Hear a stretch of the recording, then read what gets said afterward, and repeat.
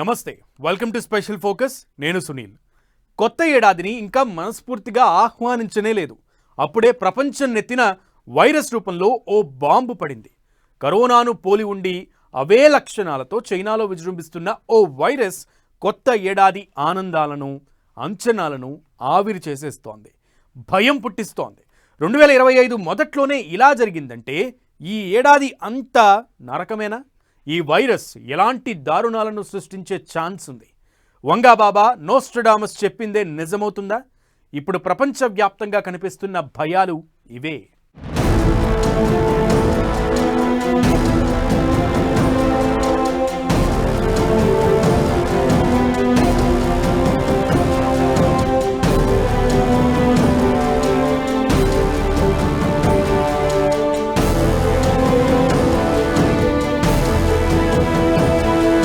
చైనాలో కొత్త వైరస్, ప్రపంచం అలర్ట్. హెల్త్ ఎమర్జెన్సీ రోజులు మళ్లీ చూస్తామా? హెచ్ఎంపీవీ వైరస్ అంత ప్రమాదకరమా? వంగబాబా నోస్ట్రాడామస్ చెప్పిందే నిజమవుతుందా? 2025 నరకాన్ని పరిచయం చేయబోతుందా? కొత్త నిర్ణయాలు, కొత్తగా బతుకులు. కొత్తగా కొత్త ఏడాదిని ప్రారంభించిన ప్రపంచానికి చైనాలో పుట్టిన ఓ వైరస్ నిద్ర లేకుండా చేస్తోంది. కరోనా మిగిల్చిన పీడకల నుంచి ఇప్పుడిప్పుడే బయటపడుతున్న వేళ అదే లక్షణాలతో ఉన్న వైరస్ విజృంభిస్తూ ఉండడంతో కొత్త భయాలు మొదలయ్యాయి. ఇన్ఫ్లుయెంజా ఏతో పాటు హెచ్ఎంపీవీ, హ్యూమన్ మెటాప్ వైరస్ తో చైనా జనాలు పడుతున్న అవస్థలు అన్నీ ఇన్ని కావు. రోగులతో హాస్పిటల్స్ కిక్కిరిసిపోయాయి. హెచ్ఎంపీవీ వైరస్ కరోనాలానే అంటువ్యాధి, ప్రాణాంతకంగా కనిపిస్తోంది. హెచ్ఎంపీవీ సోకిన వారిలో దగ్గు, జ్వరంతో పాటు శ్వాస తీసుకోవడంలో ఇబ్బందులు కనిపిస్తాయి. 200 నుంచి 400 ఏళ్ల కింద పక్షుల నుంచి ఈ వైరస్ పుట్టిందని తెలుస్తోంది. అప్పట్నుంచి వైరస్ పదే పదే మారుతోంది. ప్రస్తుతం పక్షులకు ఇది సోకడం లేదు. 2001లో వైరస్ ను మనుషుల్లో గుర్తించారు. వైరస్ ఇన్ఫెక్షన్ పెరుగుతున్నప్పుడు బ్రాంకైటిస్, న్యూమోనియాకు కూడా కారణమయ్యే అవకాశాలు ఉన్నాయి. వైరస్ ఇంక్యుబేషన్ పీరియడ్ అంటే వ్యాధి బయటపడే సమయం సాధారణంగా 3 నుంచి 6 రోజులు ఉంటుంది. చిన్నారులు, వృద్ధులు, బలహీనమైన రోగనిరోధక శక్తి ఉన్నవారు ఎక్కువగా ఈ వైరస్ బారిన పడే అవకాశాలు ఉన్నాయి. హెచ్ఎంపీవీ వైరస్ అన్ని వయసుల వారికి ప్రాణాంతకమే. చిన్న పెద్ద లేకుండా అందరినీ ఆసుపత్రి పాలు చేస్తోంది. చైనాలో కనిపిస్తోంది అదే. ఇక కరోనాలానే దీనికి కూడా ప్రత్యేకంగా చికిత్స అంటూ ఏదీ లేదు. 2001లో మొదటిసారి నెదర్లాండ్స్ లో ఈ వైరస్ ను కనిపెట్టారు. 24 ఏళ్లు గడిచినా ఇంకా దీనికి వ్యాక్సిన్ లేదు. దీంతో ఇప్పుడు మళ్లీ కలకలం సృష్టించడంతో వ్యాక్సిన్ పై ఫోకస్ పెట్టాల్సిన సమయం వచ్చిందనే అభిప్రాయాలు వినిపిస్తున్నాయి. గత కోవిడ్ వైరస్కి తీవ్రత, దాని ఏమంటారంటే ఇన్ఫెక్టివిటీ అంటారు, అది చాలా ఎక్కువ. ఈ హెచ్పిఎంవి అన్నది ఇది కూడా ఆర్ఎన్ఏ వైరసే, కాకపోతే ఇన్ఫెక్టివిటీ చాలా తక్కువ. మెటానెమో వైరస్ అంటే ఈ ఈ ఇన్ఫెక్టివిటీ అన్నది అంటే పర్సన్ టు కాంటాక్ట్ చాలా తక్కువ ఉంటుంది. చైనాలో హెచ్ఎంపీవీ వైరస్ విజృంభణతో సరిహద్దు దేశాలు అలర్ట్ అయ్యాయి. భారత ప్రభుత్వం కూడా అప్రమత్తమైంది.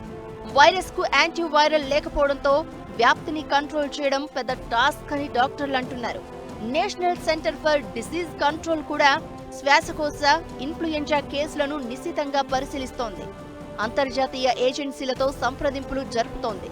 చైనాలో హ్యూమన్ మెటాప్ వైరస్ వ్యాప్తికి సంబంధించిన నివేదికలను క్షుణ్ణంగా పరిశీలిస్తోంది. భయపడాల్సిన అవసరం లేదు అని ప్రభుత్వాలు, అధికారులు చెప్తున్నా చైనాలో జరుగుతున్న పరిణామాలు మాత్రం టెన్షన్ను రెట్టింపు చేస్తున్నాయి. 2025 మరో 2020లా మారుతుందా అనే ఆలోచనే జనాల వెన్నులో వణుకు పుట్టిస్తోంది. కంటికి కనిపించని కరోనా మనిషిని ఓ 10 ఏళ్లు వెనక్కి తోసేసింది. అలాంటిదే మళ్లీ ఓ వైరస్ ప్రాణం పోసుకోవడం, విజృంభించడం కొత్త భయాలను క్రియేట్ చేస్తోంది. చైనాలో కోవిడ్ సందర్భంగా వాళ్ళు తీసుకున్న రెస్ట్రిక్షన్స్ ఎక్కువ కాలం ఉన్నాయి. అందుకని వాళ్ళకి నార్మల్ గా వచ్చే వైరస్ కి వచ్చే ఇమ్యూనిటీ చైనీస్ పాపులేషన్ లో కొంత డిలే అయ్యే అవకాశం ఉంది. కాబట్టి ఈ ఇయర్, నెక్స్ట్ ఇయర్ చైనాలో కొంచెం ఎక్కువ వచ్చే అవకాశం ఉంటుంది. ఇండియాలో చూసుకున్నట్లయితే మీరు 2023లో డిసెంబర్లో ఎంత మేరకు రెస్పిరేటరీ ఇన్ఫెక్షన్స్ వచ్చినాయో 2024 డిసెంబర్లో కూడా అంతే మేరకు రెస్పిరేటరీ ఇన్ఫెక్షన్స్ వచ్చినాయి. ఏమి ఎక్కువ కాల. కాబట్టి మనమేమి ఇప్పుడే ప్రమాదకరమైన పరిస్థితుల్లో లేము. కొత్త ఏడాదిలోకి ఇలా అడుగు పెట్టామో లేదో అలా వైరస్ వ్యాప్తి మొదలైంది.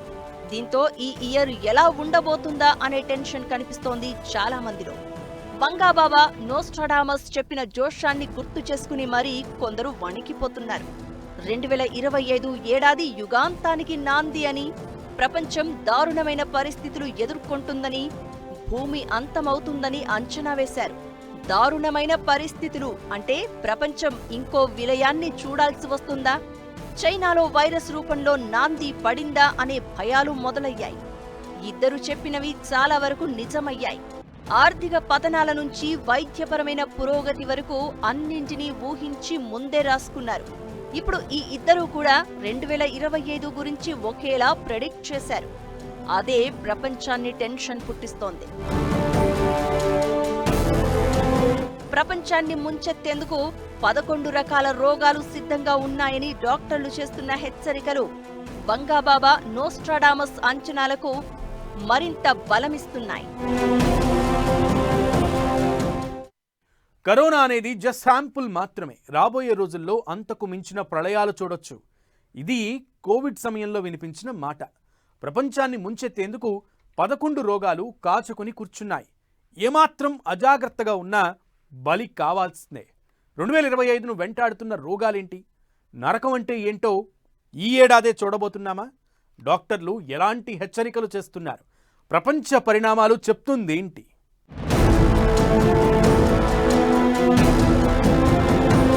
ఒకటి కాదు, రెండు కాదు, 11 రోగాలు ప్రపంచాన్ని ముంచెత్తడానికి రెడీగా ఉన్నాయా? ఏమాత్రం అజాగ్రత్తగా ఉన్నా అంతేనా? పాండమిక్ 2.0ను ప్రపంచం చూడబోతుందా? లక్షల ప్రాణాలు పొట్టనబెట్టుకున్న కరోనా భయాలు ఇంకా పూర్తిగా పోనేలేదు. అప్పుడే చైనాలో మరో వైరస్ పుట్టుకొచ్చింది. వేగంగా జరుగుతున్న ప్రపంచీకరణ, పట్టణీకరణ, పర్యావరణ మార్పులతో రాబోయే మహమ్మారి అత్యంత ప్రమాదకరంగా ఉండే అవకాశం ఉందని వైద్య నిపుణులు గతంలోనే హెచ్చరించారు. దీంతో మహమ్మారిగా మారి ప్రపంచం మొత్తాన్ని అతలాకుతలం చేసే సామర్థ్యం ఉన్న రోగ కారకాలపై పరిశోధకులు నిరంతరం అధ్యయనం చేస్తూనే ఉన్నారు. 2025లో ఆరోగ్య సంక్షోభాన్ని తీసుకొచ్చి మరో మహమ్మారిగా మారే ప్రమాదం ఉన్న 11 రకాల రోగాలను గుర్తించారు. అందులో 5 రోగాలు మరీ భయపెడుతున్నాయి.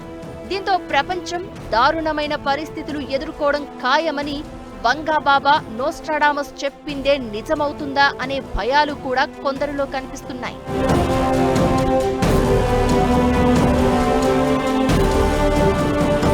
2025లో ప్రపంచాన్ని భయపెడుతున్న రోగం ఎంపాక్స్. గతంలో మంకీ ఫాక్స్ అని పిలిచేవారు దీన్ని. కరోనా తర్వాత జనాలను భయపెట్టిన వాటిలో ముందు వరుసలో ఉంటుంది ఇది. ఈ రోగం వెలుగులోకి వచ్చిన తొలి నాళ్లలో మరో మహమ్మారి చుట్టుముట్టనుందనే భయాందోళనలు వినిపించాయి. అయితే కట్టుదిట్టమైన చర్యల ద్వారా వ్యాప్తికి చెక్ పెట్టగలిగారు. దీని ముప్పు ఇంకా పూర్తిగా తొలగిపోలేదని డాక్టర్లు అంటున్నారు. ఈ మధ్య కాలిఫోర్నియాలో అత్యంత తీవ్రతతో కూడిన ఎంపాక్స్ కేసును డాక్టర్లు గుర్తించారు. దీన్ని అరికట్టడానికి తగిన ప్రాధాన్యం ఇవ్వడం లేదని అమెరికన్ వైద్యులు ఆందోళన వ్యక్తం చేస్తున్నారు. స్మాల్ పాక్స్ కుటుంబానికి చెందిన వైరస్ వల్ల ఇది వ్యాపిస్తోంది. వ్యాధి సోకిన వ్యక్తితో కాంటాక్టులోకి వచ్చిన వారికి ఇది వ్యాపిస్తుంది. ఇక మరో డేంజర్ వ్యాధి బర్డ్ ఫ్లూ. 2024లో వరల్డ్ వైడ్ గా 60 మందిలో బర్డ్ ఫ్లూను గుర్తించారు. అమెరికాలో అత్యంత తీవ్రమైన కేసు నమోదైంది. మనిషి నుంచి మనిషికి వ్యాపిస్తుంది అనడానికి ఎలాంటి ఆధారాలు లేవు. అయితే అప్రమత్తంగా ఉండాల్సిన అవసరం ఉందని డాక్టర్లు చెప్తున్నారు. ఏమాత్రం నిర్లక్ష్యంగా ఉన్నా ప్రమాదం తప్పదని హెచ్చరిస్తున్నారు. మీజిల్స్ నుంచి కూడా ప్రమాదం ఉందని డాక్టర్లు అంటున్నారు. దీనికి టీకా ఉన్నా వ్యాక్సినేషన్ రేటు భారీగా తగ్గిపోయింది. 2023లోనే 107,000 మందికి పైగా మీజిల్స్ వ్యాధితో చనిపోయారు. ఇది చాలా వేగంగా వ్యాపిస్తుంది. వీటితో పాటు dengue, chikungunya, West Nile fever కూడా ఈ ఏడాది విజృంభించే అవకాశాలు ఉన్నాయని నిపుణులు హెచ్చరిస్తున్నారు. స్కాబిస్, కలరా కూడా విజృంభించే అవకాశాలు కనిపిస్తున్నాయని వార్నింగ్ ఇస్తున్నారు. పట్టణీకరణ పేరుతో ప్రకృతిని నాశనం చేస్తున్నారు. అది తిరిగి మన ఆరోగ్యాలనే దెబ్బతీస్తోంది. వీటన్నింటికీ మించి డిసీజ్ ఎక్స్ భయపెడుతోంది. నిజానికి ఇది ఊహాజనిత వ్యాధి. ఇప్పటి వరకు వెలుగులోకి రాలేదు. ప్రపంచవ్యాప్తంగా వ్యాపించే అవకాశం ఉన్న వ్యాధి కారకం ఎప్పుడైనా వెలుగులోకి రావచ్చనే ఉద్దేశంతో దీనికి అలా పేరు పెట్టారు. రాబోయే మహమ్మారిని సమర్థంగా ఎదుర్కొనేందుకు తీసుకోవాల్సిన జాగ్రత్తలు, సన్నద్ధత కోసం ఇలా ప్లాన్ చేశారు. ఇది ఎలా వస్తుందో, ఎక్కడి నుంచి వస్తుందో తెలియదు, కానీ వచ్చి తీరుతుంది. అది ఎప్పుడు అన్నదే మ్యాటర్. మహమ్మారులన్నీ మానవ జాతి మీద దాడి చేసేందుకు సిద్ధంగా ఉన్నాయి. 2019లో కరోనా వెలుగులోకి వచ్చిన తొలి నాళ్లలో చాలా నిర్లక్ష్యంగా వ్యవహరించారు, విచ్చలవిడిగా ప్రయాణించారు. దీంతో అది ప్రపంచం మొత్తం పాకి ఊహించని విపత్తును మిగిల్చింది. ఈసారి అలా జరగకుండా చూడాల్సిన బాధ్యత ప్రభుత్వాలపై ఉంది. కోవిడ్ మిగిల్చిన అనుభవాలను దృష్టిలో ఉంచుకుని ఆరోగ్య వ్యవస్థలను బలోపేతం చేయాలి. తప్పుడు సమాచారం వ్యాప్తి జరగకుండా చూడాలి. జనాలు కూడా ఏమాత్రం లక్షణాలు కనిపించినా నిర్లక్ష్యం చేయకుండా డాక్టర్లను సంప్రదించాలి. మరింత మందికి వ్యాపించకుండా అన్ని జాగ్రత్తలు తీసుకోవాలి. ఏ వ్యాధి ఎలాంటి ప్రమాదానికి దారి తీస్తుందో తెలియదు. అత్యంత అప్రమత్తతో వ్యవహరించాలి. మహమ్మారికి మందు జాగ్రత్తే. ఇది ప్రతి ఒక్కరూ గుర్తుపెట్టుకోవాల్సిన అవసరం ఉంది.